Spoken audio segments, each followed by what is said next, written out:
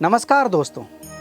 पूरा परिवार एक नाव में बैठा था जिसमें बच्चों से लेकर बड़े भी थे। झील के बीच में नाव पहुंची और डूबने लगी। क्या हुआ उस परिवार के साथ, जानेंगे इस वीडियो में। ये कथा है बाबा नीम करोली महाराज की।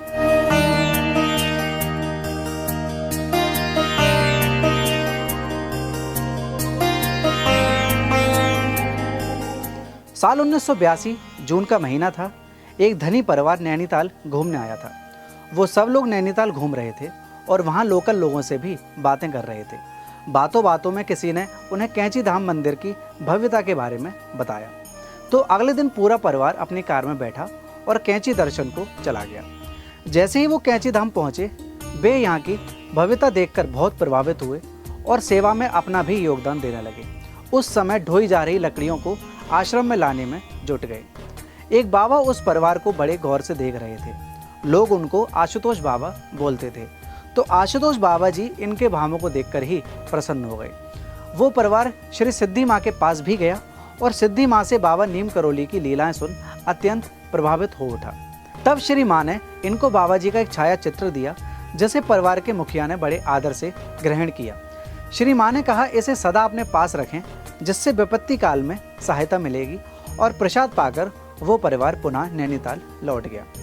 वहाँ बच्चे नाव में बैठने की जिद करने लगे, तो बच्चे की इच्छा अनुसार दो नावों पर सवार सारा परिवार झील की सैर को निकल गया और वो सब लोग मस्ती कर रहे थे। और देखते ही देखते झील के बीच में पहुँच गए। जब आधी झील पार कर चुके थे, तब एकदम से बड़े वेग का तूफान आ गया। पहाड़ों पर पेड़ गिरने लगे तथा झील की ऊंची ऊंची लहरों से नावें डगमगाने लगीं। तूफान इतना तेज था कि नाविकों के हाथ से पतवारें भी गिर गईं। सभी जान बचाने के भय से रोने लगे। वो सारे लोग समझ गए कि आज कोई बच नहीं पाएगा, क्योंकि तूफान हद से ज़्यादा तेज था। तभी मुखिया को बाबा नीम करोली महाराज की याद आ गई।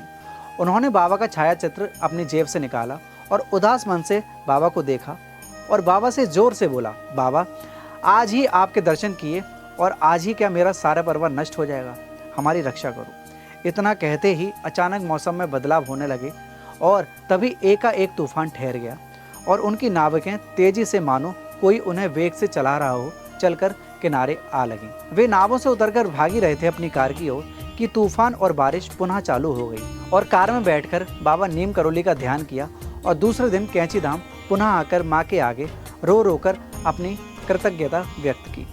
माँ ने उन्हें आशीर्वाद दिया और कहा, आपके पूरे परिवार के साथ बाबा हमेशा साथ हैं, तो जिंदगी में कभी घबराना मत। बाबा हमेशा आपके परिवार का कल्याण करेंगे। अगर ये कथा आपको अच्छी लगी हो तो हमारे इस चैनल को सब्सक्राइब करें, ताकि आने वाली वीडियोस के बारे में आपको पता चलता रहे। जय श्री हरि।